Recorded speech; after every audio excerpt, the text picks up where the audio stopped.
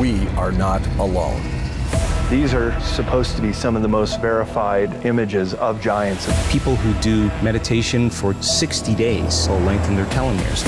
Soon we'll get results, and we'll let you know right here on Beyond Belief. Things seem to be changing in the field of ufology. It's going to be a bumpy ride. That's priceless. Isn't that amazing? Tesla wanted free energy, and look what happened to him. Plenty of evidence to show that they're real. The real question is how and why. There were Egyptian hieroglyphs out in the outback of Australia. In Australia. What are the possibilities? Mars was inhabited, and these were built. We almost can't duplicate today. These are amazing topics. What if there was something like an Area 51 deep underwater? They were killed by some animal. Believe me, we're just getting started. I'm George Norrie, and we here at Gaia are committed to revealing the truth.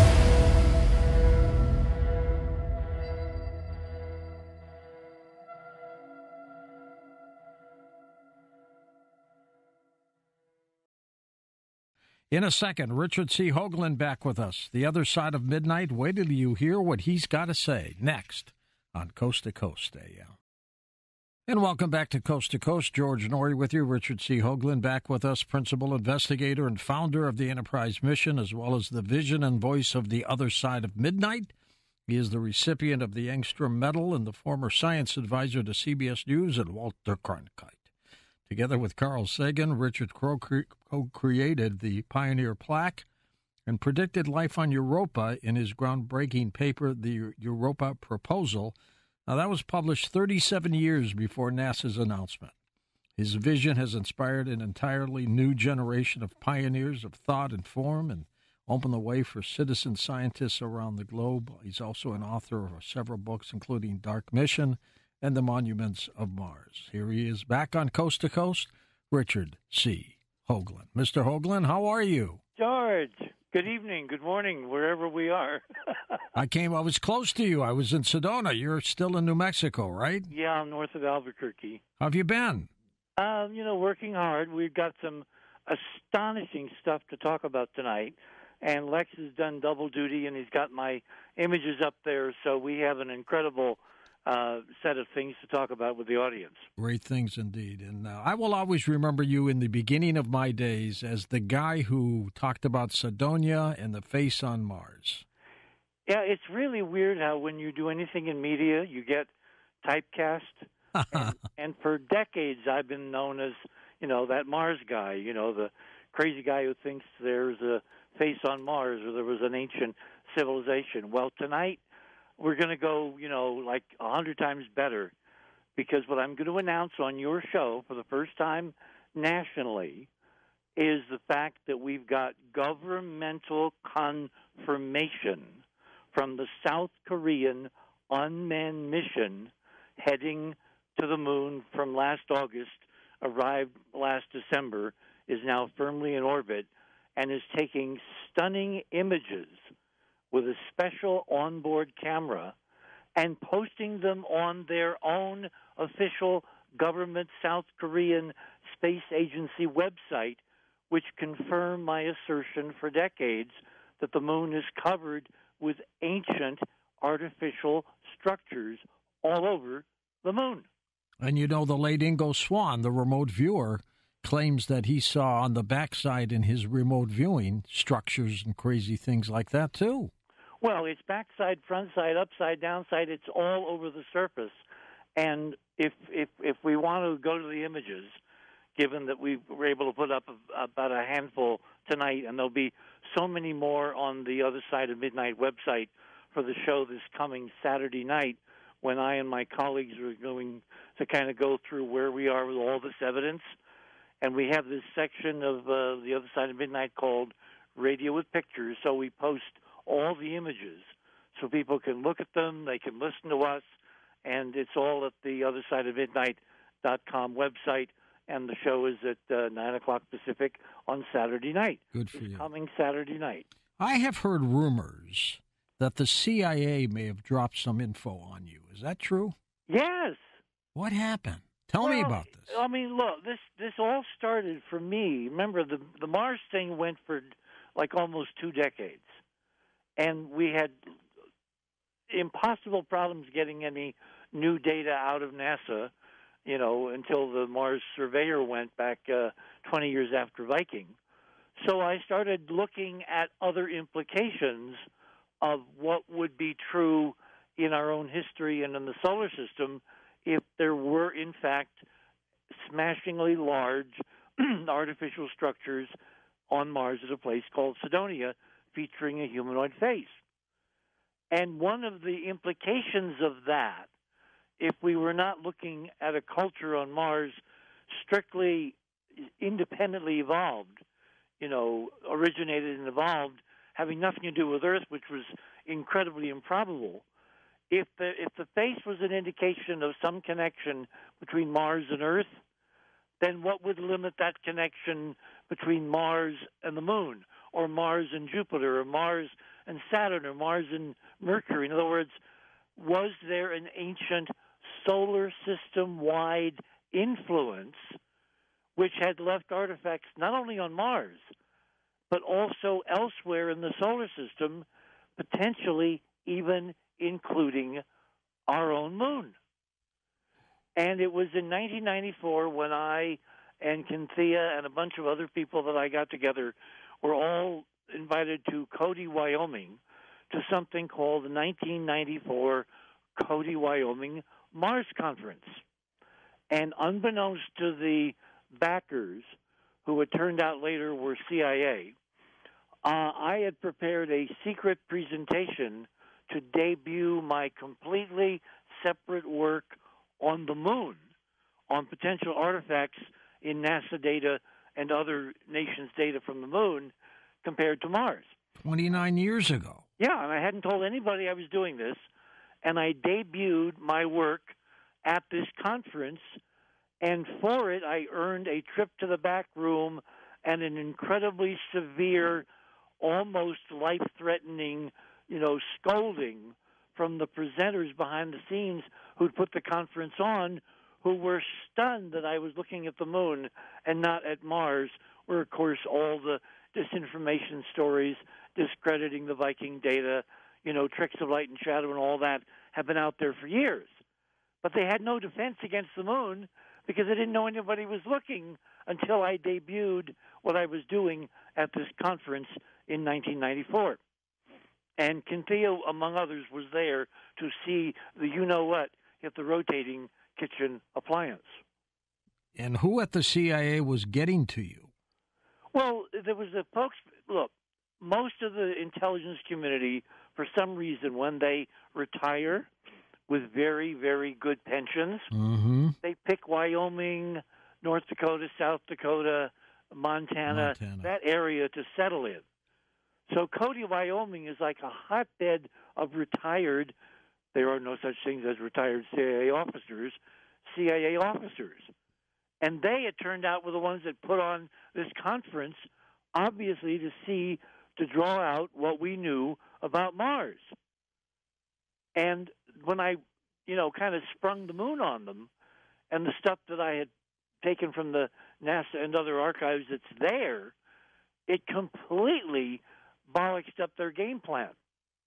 It sure did. We have some images that Richard sent over to Lex in the highlight reel at coasttocoastam.com. We'll talk about that a little bit later on tonight on Coast to Coast. So what has been the official CIA evidence of the ancient lunar ruins? Well, in 1959, when President Eisenhower proposed to the Russians, to Chairman Khrushchev, that we adopt as two nations bristling with nuclear weapons an open skies policy, that we would fly reconnaissance airplanes over them, and they would fly reconnaissance airplanes over us, and each side would count the missiles and the silos and the bomber wings, and each side would know exactly what megatonnage the other side could launch in case of a nuclear war, and it would keep us from basically killing the Earth.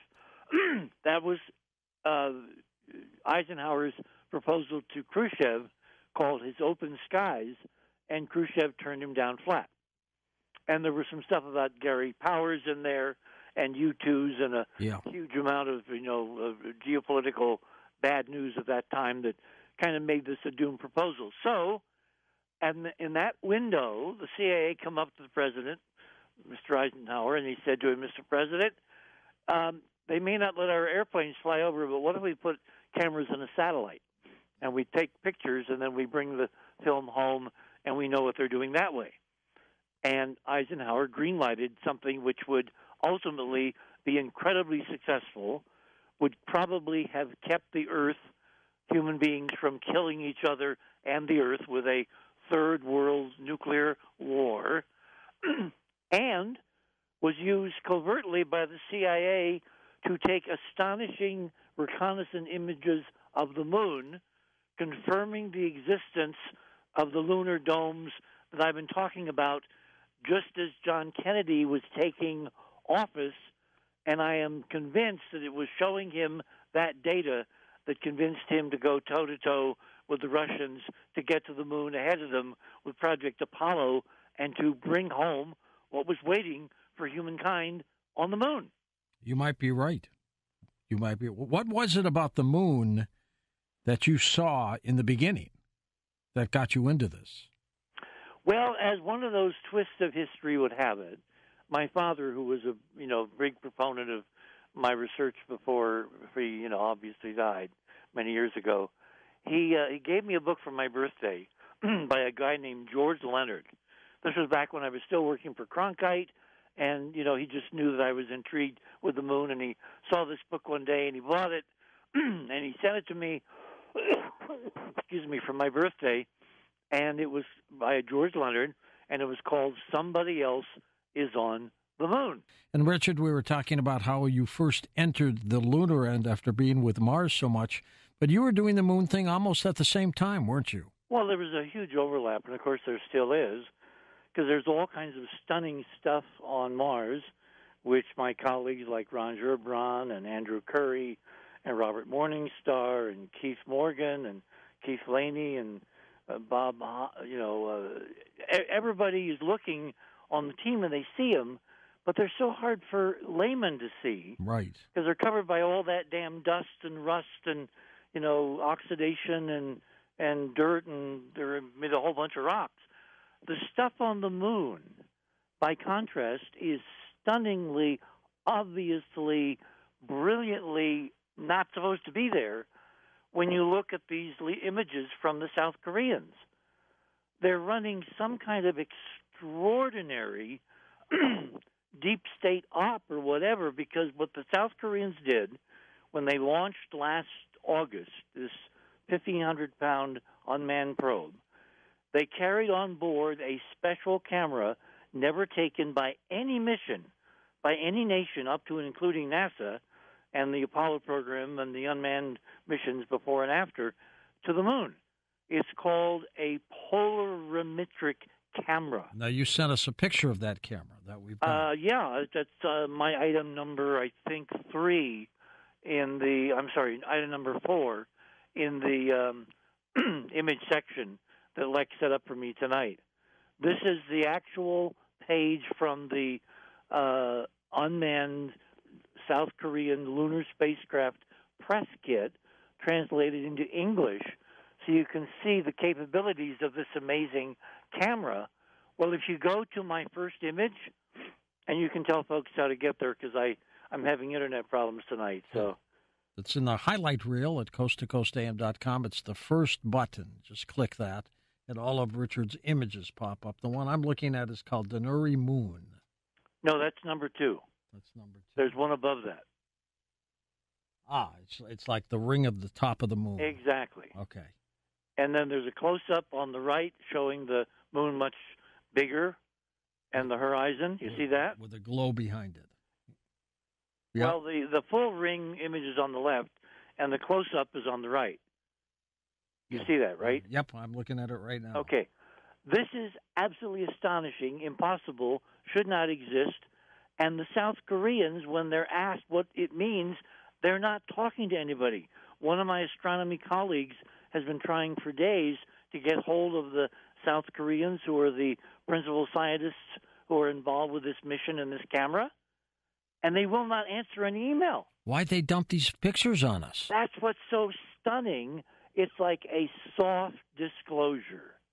What they did, because they're working hand in glove with NASA, they set aside 33 pounds to include a special NASA shadow cam on this Korean mission to the moon, which is run by Mike Malin, who is the chief cover-up artist in NASA, both of the moon and of Mars. Anyway, it's all one very unhappy family. What is this ring around the moon? It shouldn't be there. You've looked at the moon a million times, I'm sure, with binoculars. And I've never seen a ring around. You've never seen, because it doesn't exist with your naked eye. That is an image taken by a special camera, posted on the South Korean Space Agency website. That's why I posted the image in context. That's South Korean, there to the right of the image. And if I'd had time, if I'd had such problems with the internet here for the last few days, I would have sent Licks the direct link to the South Korean website, which will have all those links up and running by the show we're going to do on all this coming Saturday night on the other side of midnight, beginning at 9 p.m. Pacific. Are you baffled that they released all these photos? No, it's part of disclosure. Remember, Brookings basically said the name of the game is to make people so bored with this that when we finally announce it, they'll go, oh, hell, I've known about that for years. And that's what they're doing. It's drip, drip, drip, drip, drip, time-release aspirin, mixing our metaphors badly.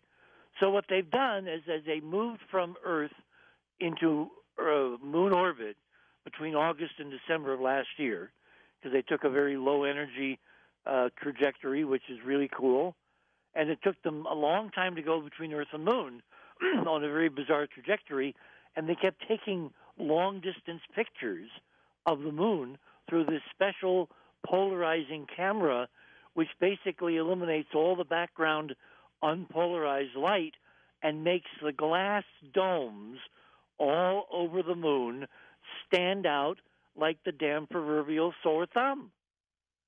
And it's obviously part of a strategy to do this, leak over weeks and months, and then at some point they'll announce what it is they've been photographing, and it will either be just before the first NASA astronauts in the Artemis program get to the moon, which will be toward the end of 2024, or when Elon Musk's private space program of 9 artists take a Starship, courtesy of Musk and their Japanese benefactor, into lunar orbit for 3 days in the same time frame toward the end of 2024, and they report back to Earth via Twitter and Instagram and TikTok and God knows what else, what they're seeing by simply looking at the moon through this special polarizing filter technology. What is your theory, Richard, on how and where these lunar ruins got there?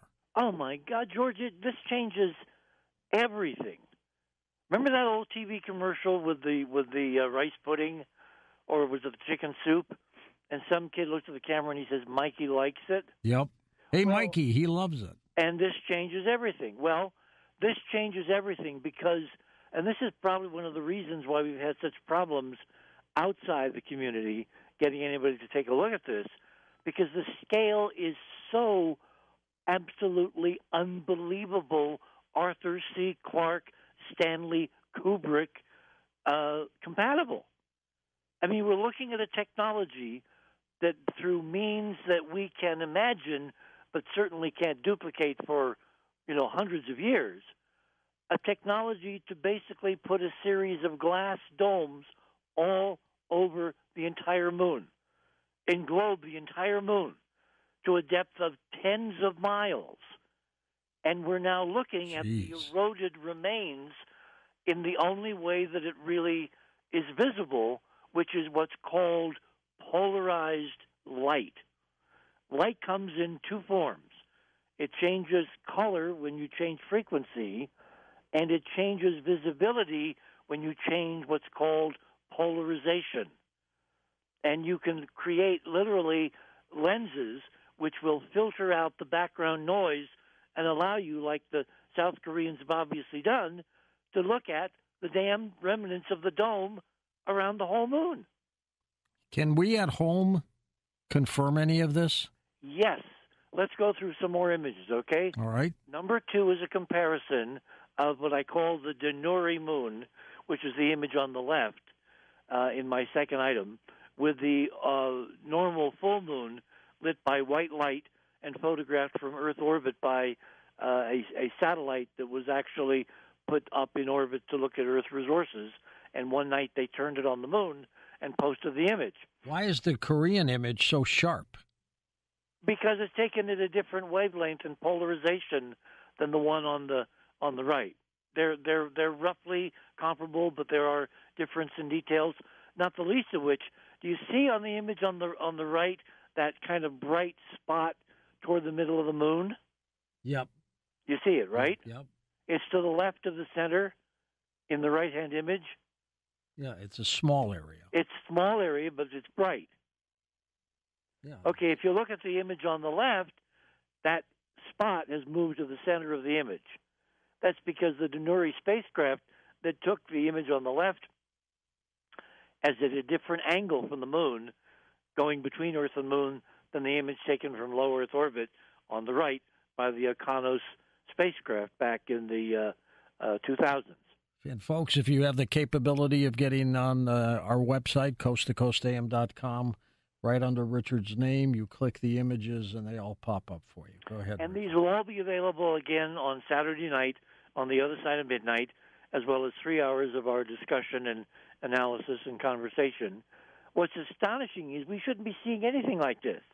If you now look down at image number 3, this is what the Chinese have done.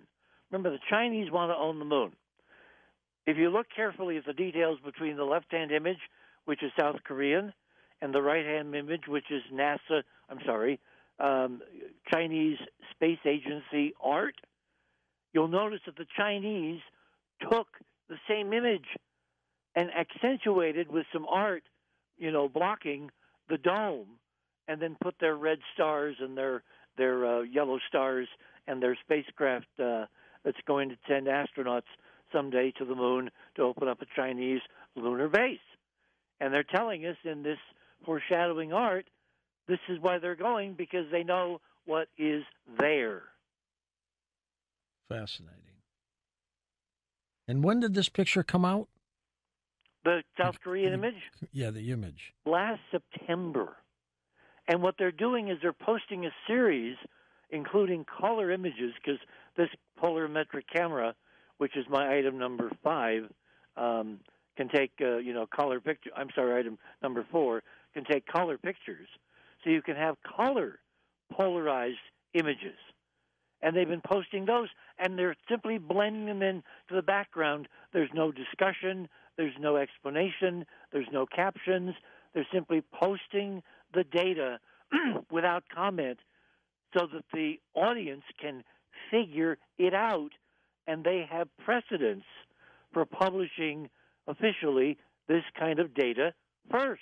You should write a new book on this one. Well, I'm going to. In fact, I'm in the middle of it. I've been assembling all the texts, all the transcripts from all the shows we've done, all our previous work in the form of articles and papers and all that. And I'm in the negotiating process with 2 publishers at the moment, and I'm hoping that the guy with more money wins. Because we need the funds to take this now to the next step. Because once you've got the goods, once you've got the data, remember, as what's her name, Stephanie Rule says on MSNBC, the truth only matters if people hear it. That's true. You seem more excited about the Lunars than the Mars. Well, because remember, in the public discussion regarding NASA and Moon Mars, they're always talking now Moon Mars, Moon Mars. It doesn't matter where we prove there are ancient extraterrestrial artifacts. Once you prove they're beyond the Earth, the whole solar system, up to and including Mars, suddenly becomes your target. So Mars will come along for the ride because now a government has given us official data confirming what's on the moon. Do you think NASA is shaking its head with these photographs? No, they're part of the whole game plan. Remember, if you go back to Brookings, it never said we will never tell the people what their tax money has bought, right? Right.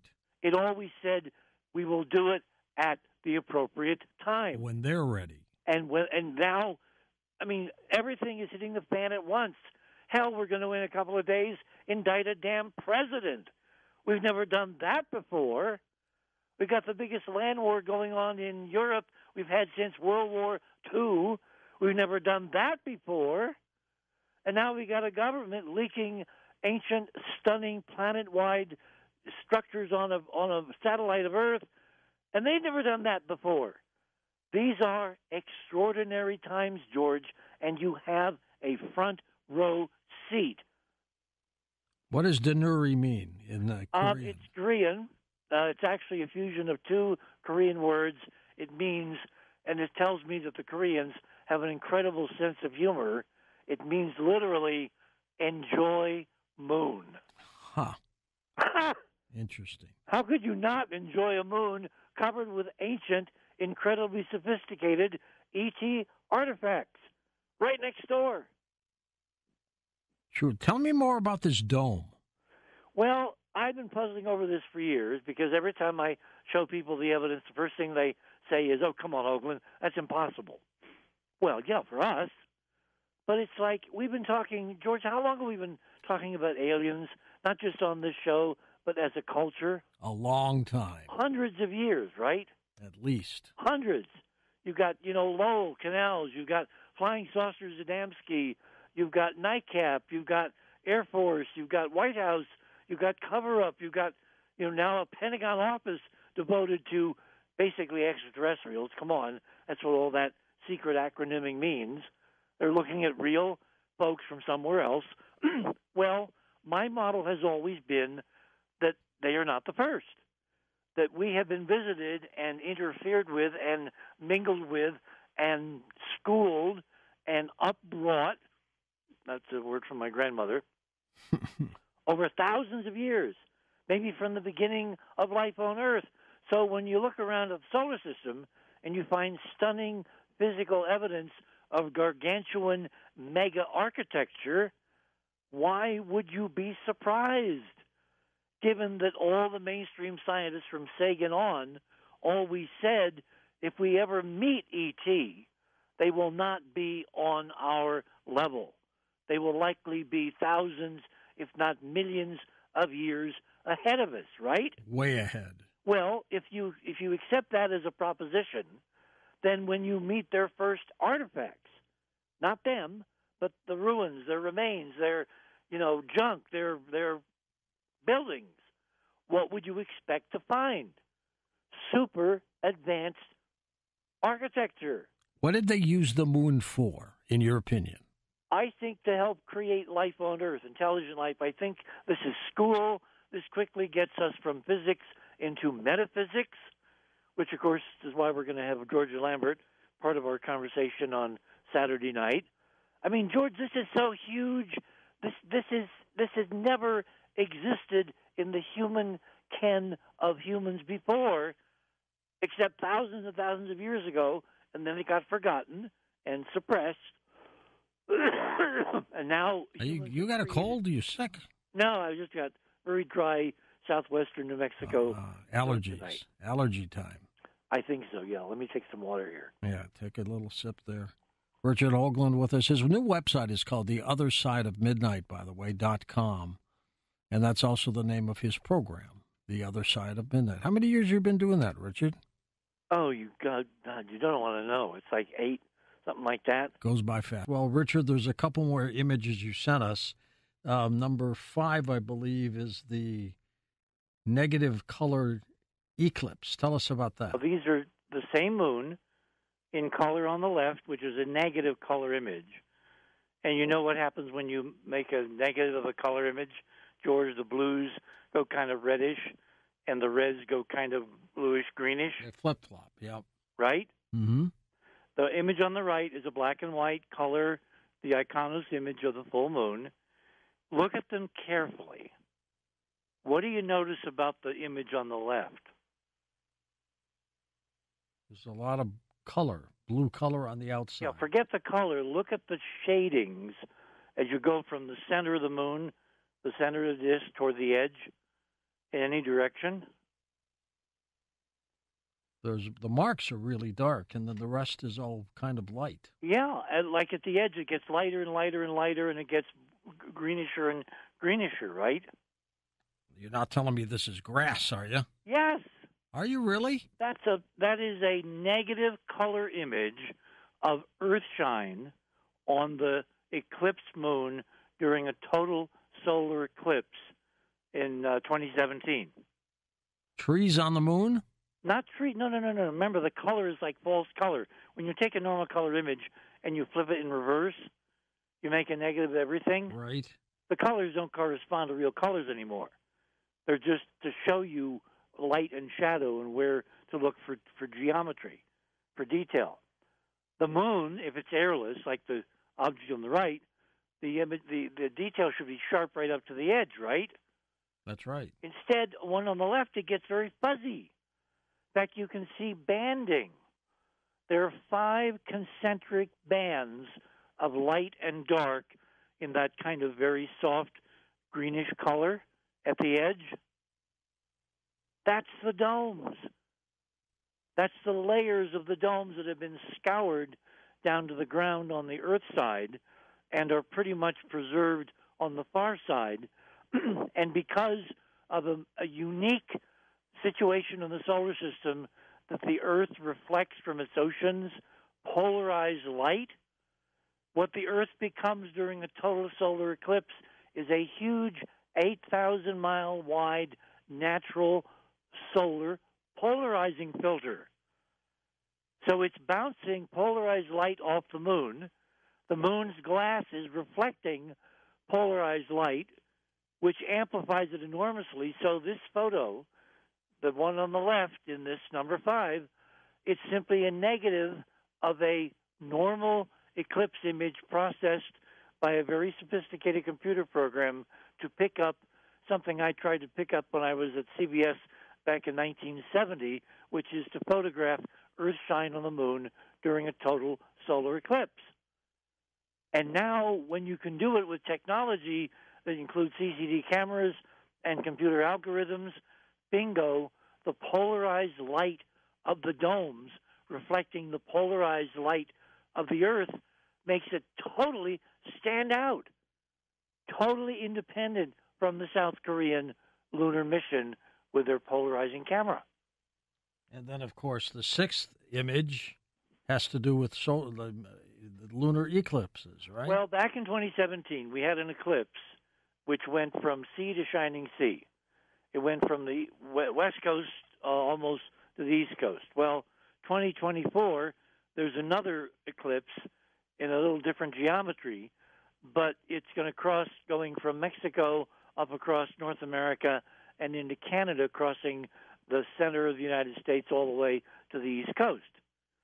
If you're in that eclipse path in 2024 and you have a smartphone with a polarizing filter and something to magnify the image of the moon, like a pair of binoculars or a telescope or whatever, you'll be able to take from your backyard during that eclipse path of totality, the 3 or 4 minutes of totality, you'll be able to take your own pictures of the domes covering the moon, and we'll provide people with experts they can send the images to be computer processed, and we will have thousands of independent coast and other listeners verifying the existence of these polarized images of the ancient lunar domes. We're going to have you accumulate all of them. Well, yeah, that's what websites do. And then we'll process them. We'll put them back out there. We will have some help from a colleague of ours in Czechoslovakia who's providing his expertise and website to do all this.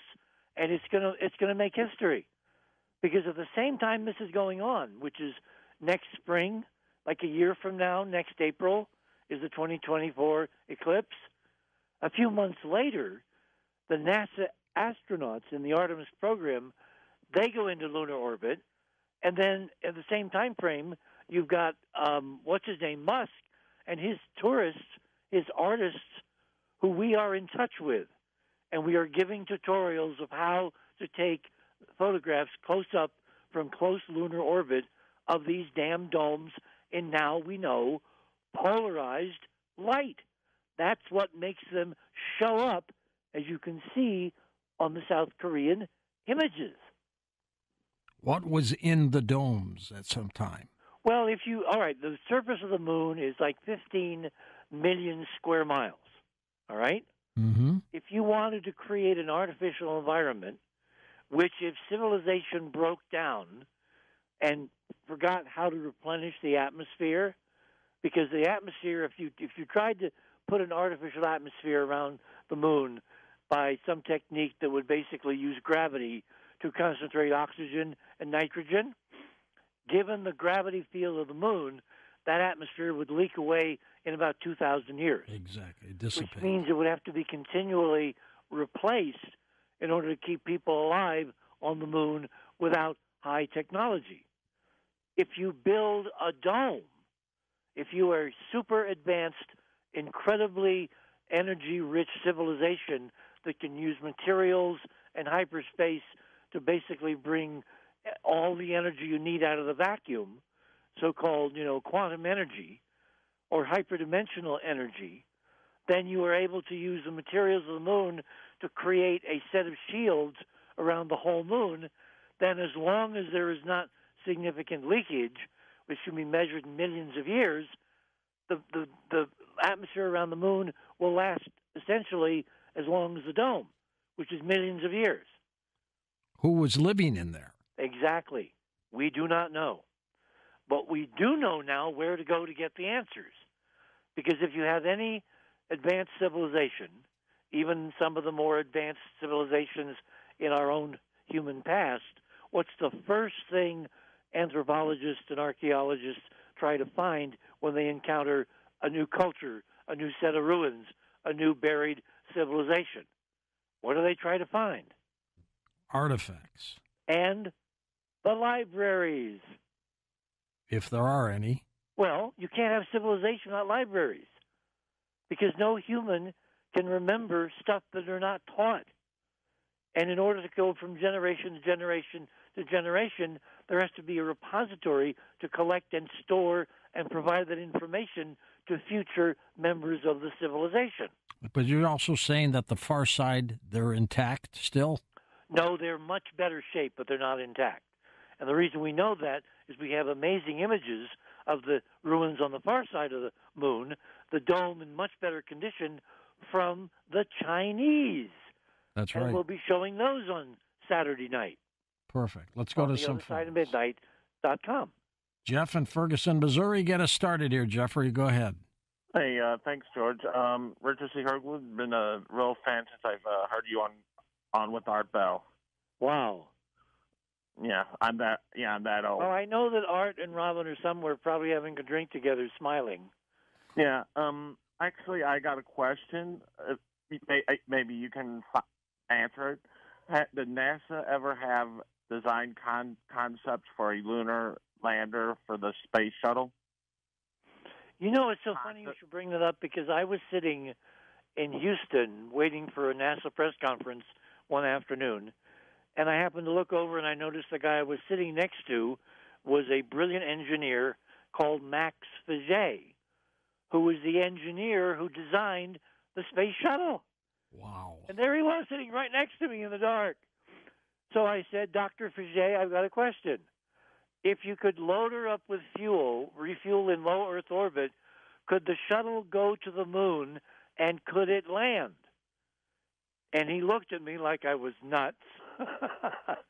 And he said, well, yes, but it would require a lot of money. So you got it from Max Faget himself. Next up, thanks, Jeff. Brendan in Austin, Texas. Hey, Brendan, go ahead. Hey, thank you so much, George and Richard. We got Georgie and we got Hoagie. Yeah, sorry, I had to. But he's right, George. You and all of us have a front row seat to disclosure, and it's going to be a crazy couple years. So let's all just sit back and enjoy it. But I have two questions. It's going to be gangbusters. No one. Look, we've all lived through this negative nonsense over the last several years. Wait till you see what's coming and the incredible positive effect it's going to have on humans. It's going to be incredible. I'm so excited. And thank you so much, both of you guys, for your work throughout all this time. So super quick, I saw some structures on the moon from 2010 from the moon reconnaissance orbiter. Right. And the polarized light part was very, very interesting. But what I saw on the pictures wasn't domes, but I saw mosaic processing and fogging, like blurring, that they put over it. Well, they've been trying to obscure this for decades. Yes, and I saw tracks, and the tracks I think are very important. I saw tank tracks and like tire tracks, like rubber tracks. I think the tracks mean that it was us, because why would these civilizations that built all of this need tracks? I think that we went there in like the 60s or the 70s. We brought up a ton of equipment.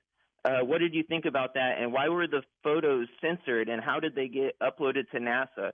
Is there any way I could talk to you privately? Could I email Cynthia, your producer, or anything? Yeah, talk to Cynthia, okay? But I've got to, kind of refute what you just said, because there's no way that the Apollo technology created a set of tiered lunar-wide domes covering 15 million square miles and towering 50 miles above the lunar surface.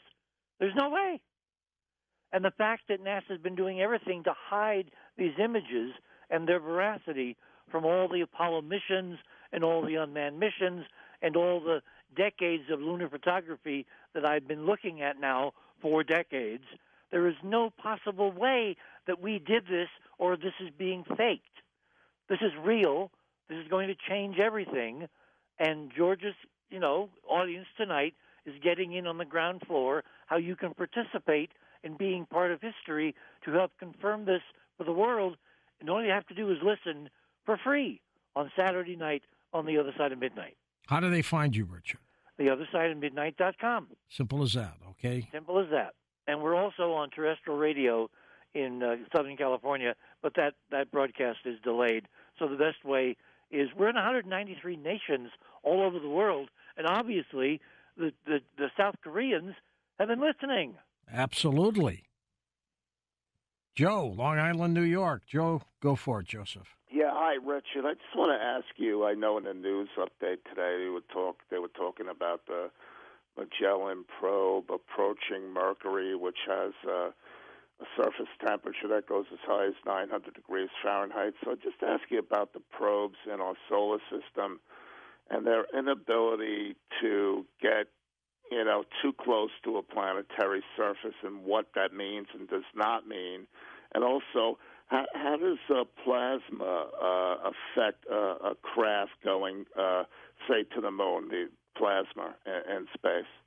Well, there's no physical problems in encountering any of the objects in the solar system unless they have atmospheres and you get too close and you wind up crashing, like one of NASA's unmanned Mars probes did years ago, ostensibly because of a conversion error between imperial units and metric units. In terms of physical barriers, there's only the atmospheres. What's so amazing about this discovery is that we now know, courtesy of the South Koreans, that if you put the right camera on your mission, you can see the damn domes that have been there since the beginning of the space program, obviously much, much, much longer. But NASA's either pretended not to know they're there, recorded them in other wavelengths, had no idea what they represented, therefore deliberately ignored them, or had been running a two-tier cover-up where they post certain images for the in-crowd, keep everything else secret, and now the idea, because of plausible deniability, I would imagine, is if you have the South Koreans ultimately hold the press conference, NASA can't be accused of covering it up because they'll just say, we never saw them. We were using the wrong film, the wrong cameras, the wrong filters. In other words, plausible political deniability. Do you think the South Koreans released these photos with NASA's blessing? Absolutely. It's one big unhappy family, George. I don't think there are any independent space programs because the biggest secret they've all been keeping for the last 50 years has been that we're not alone.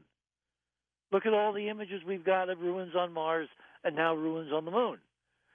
And there's also Brookings, which basically said, we're not going to tell them now, but we're going to tell them when the time is appropriate after they've had sufficient background through the media. And that's what Brookings recommended in much more legal language, and that's what we've been subjected to for the last half century. Now is the time when we're all going to get pregnant, and it's obviously the South Koreans who are being chosen as the leading, least offensive messenger to show us the stunning future we all can have. How many lunar astronauts are still alive? Just Buzz? Are there any more, do you know? Well, there's, I think there's Charlie Duke. I think there's Buzz Aldrin. I don't know. I think Schmidt may be still with us. You know, the astronaut who was the geologist. Mm-hmm. Gene Cernan died, Apollo 17. It's funny you should bring up the astronauts, because the one astronaut who we now know was telling us the truth for all those years that he was selling his paintings, Alan Bean. Alan Bean. So when we come back after the break at the bottom of the hour, remind me to talk in detail about how Alan Bean foreshadowed all of what we've now confirmed and how you can get in on the ground floor to help promote Alan Bean's paintings of ancient structures on the moon. Richard, tell folks about your Saturday event. TheOtherSideOfMidnight.com from 9 to midnight, West Coast time, and East Coast, of course, it's after midnight, the other side of midnight. TheOtherSideOfMidnight.com, we're going to have 3 hours of data, discussion, controversy, some, heated discussion, and a plan of how you now can help the world make the transformation. Excellent. And how's everything with you? How's your health these days? My health is fine. I miss Robin terribly. It's 4 years and 17 days tonight. Oh, my God. Tonight. Yeah. I miss her, too. She was one heck of a lady. You know the last physical gift she gave me? What was that? It was a plaque, and I went looking for it because it was a Christmas gift before everything went to hell. It says, "Love you to the moon." How about that? Since 1969 to 1972, 12 men have walked on the moon during our moon landings. 4 are still alive today. They are Buzz Aldrin, Apollo 11, David Scott, Apollo 15, Charles Duke, Apollo 16, Harrison Schmitt, Apollo 17. Alan Bean, Richard, passed away in 2018. Yeah. He was the Lunar Command pilot on Apollo 12 with Pete Conrad, who was the mission commander. Even decades earlier than when he was picked to go to the moon, Alan Bean went to Naval Flight School, and he was really interested in art, fine art. Like as a painter? Yeah, as a painter, yes. He did hundreds and hundreds and hundreds of paintings when he got back from the moon, using all his skills that he developed over decades before he went to the moon. My feeling now, based on what we know, is that he was handpicked to be the artist. Because remember, my model, George, is that the Apollo astronauts had their brains altered when they came back. That was what the quarantine period was all about, to make them forget everything they'd really seen and kind of conform to a fake script. Well, how do you get around a fake script?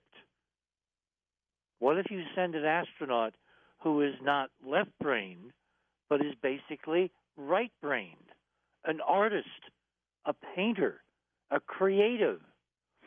For some reason, around 1991, when we held the first press conference of the National Press Club, devoted, it was 95, to what I'd found on the moon. Very shortly after then, Alan Bean began painting a very different moon, which has all the colors, all of the incredible detail that NASA's not shown us, but depicted as an art form as opposed to reality. You think these were things he saw? I think there were things he saw, whether his right brain artist, mind could avoid the brainwashing and basically commit it to canvas unconsciously, or whether he at some point reconnected with the two realities and realized he'd been fed a script, and all the other guys too. But when you look at his body of paintings, there's a stunning panoply of the real moon that you would see in photograph if the moon was covered with tens of miles of glass, even in incredibly vanished form on the near side where we landed, where you could get down through the glass because it's basically almost now non-existent. And his work, his paintings, which we posted on many shows, over the last several months after during and after the Artemis mission, and we're going to do again next Saturday night, show Bean's paintings depicting exactly what the Chinese and NASA and other space agencies have photographed, but they've never announced it. And we live in a culture, George, where unless officials say, this is the reality you're experiencing, millions of people won't get it. That's right. They can look right at the images, at the evidence, and they won't have see any it. clue as to what they're looking at. They need someone like you to point it out. Let's go to a wild card, Ed in Charlotte, North Carolina. Hey, Eddie. Hey, George. Thanks for taking the call. Sure. I got a couple of questions on the moon, Mr. Hoagland, but also you mentioned about being visited. There was an extraordinary interview by George Knapp last night with a gentleman who had no interest whatsoever in UFOs at all. And what makes it incredibly valid is Knapp knows several government officials that went and visited with the family, and they reached a certain agreement. And Knapp has known these two gentlemen from the government for over 2 decades, and said they're both excellent quality people. So it's a very interesting interview. He trusts them. Yes, and so on the moon, my theory is that there's no way some planet hit and threw a ball up there that is perfectly distanced for a perfect eclipse at the position exactly far enough from Earth. Exactly. All the numbers fit, and because they were designed to. Yeah. Well, I've got a couple of questions about this. One, I've made some discoveries of how the moon affects mass psychology of humans. The Air Force in the 60s found that earthworms at a certain location near Denver, for example, in the forenight of the new moon would curve to the left, and of the other forenight curve to the right. In other words, the high tide. There's little fish or something in the ocean, and their little old brains or something are affected by the moon, and they can determine exactly the highest tide in the spring to go up and lay their eggs, so that no net tide will come up and wipe them out. Yeah, I think you're talking about the grunion. Yeah, I'm just saying there's I mean, supposedly I'm not a gynecologist, but women have cycles that apparently mirror the moon. I mean, we wouldn't be alive without the moon. All kinds of documentable connection between life on Earth and the moon.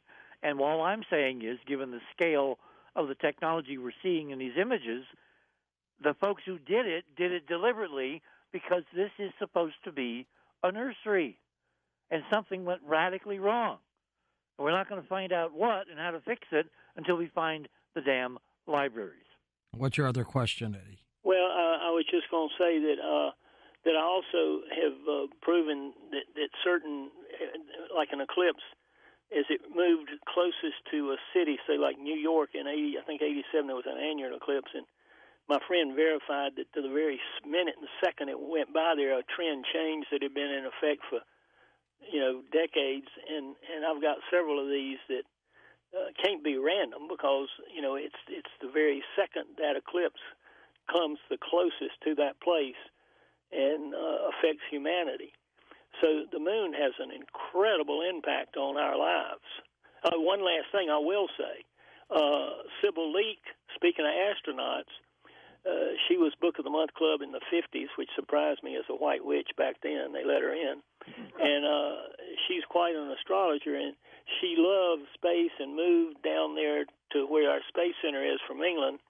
and she determined that 92% of our astronauts all have the moon in the same house, no matter what month they were born. In other words, it doesn't matter whether you're,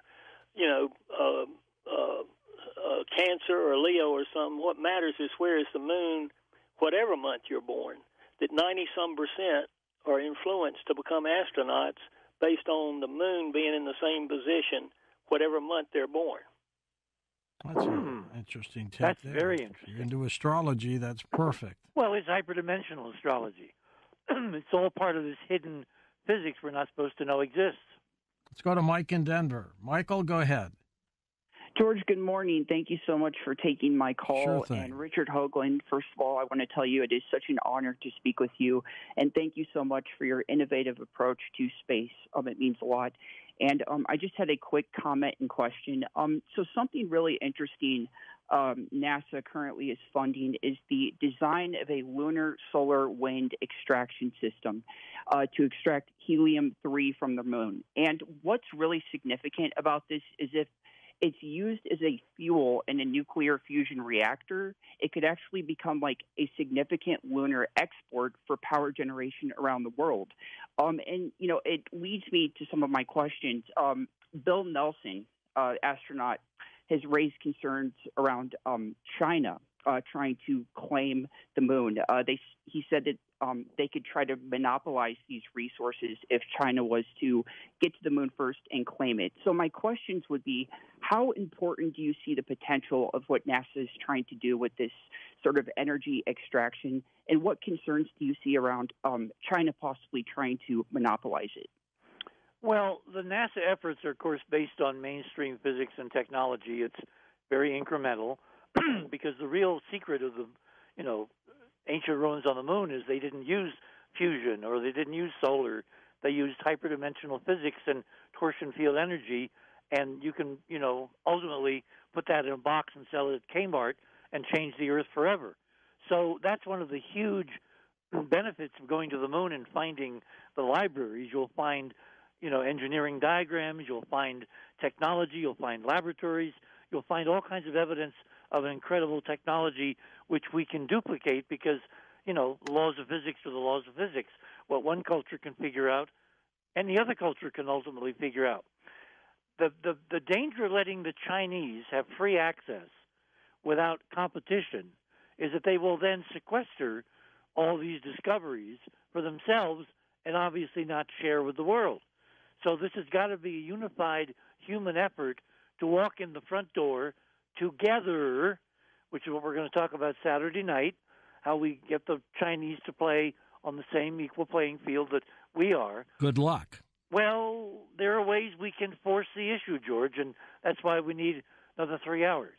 But how can China claim the moon is theirs when we've been there way before they were? Well, remember, it doesn't matter what the truth is anymore. It's just making the absurd claim and making it loudly again and again and again. The real problem with the Chinese trying to own the moon is physically they can't do it. Our space program is much more developed. The Musk route is going to be the breakthrough. You're going to have hordes of tourists from all over Earth visiting the moon, a la Elon Musk. You're going to have the NASA Artemis program with this moon base at the South Pole, where the ruins are in much better preserved condition than they are at the equator where Apollo landed. So it's only going to be a matter of time before the world knows what's there, and, fat chance for the Chinese in trying to own or monopolize any of it. Let's go to Linda in Spokane, Washington. Welcome to the show. Hi, Linda. Again and again. Linda? The real problem with the Chinese trying... Oh, you're not going to make it, Linda. Sorry. Joe in the Bronx, take it away. Go ahead, Joseph. Hey, George, how are you? Great. Good. Richard, I wanted to ask you how you feel about those rumors that we were warned off the moon, and if that's what created the gap in between us visiting the moon, and now they plan to go back. And also... Okay, hang on. Let me stop you there since we don't have a lot of time. I think that's a cover story, which basically, this is on a clock. You can't do this disclosure without it being on a clock. In the 1970s, when Apollo ended in 72, it wasn't time. in 2023, 2024, it's time. And I think all the timelines were carefully built toward this time because now it's time. What else did you have, Joe? I wanted to know if we have any evidence of extraterrestrial life on the moon, anything at all that we may have brought back with us in addition to the moon. Well, we don't, unless you want to look at the Surveyor 3 television camera, and you can look it up on the Internet. The more interesting evidence of previous life on the moon is from the Soviet unmanned robotic return missions of lunar soil and rocks. And several of those missions, those lunar missions, found evidence in the soil of very complicated, sophisticated organisms that the mainstream science has not admitted because, A, it came from Russia.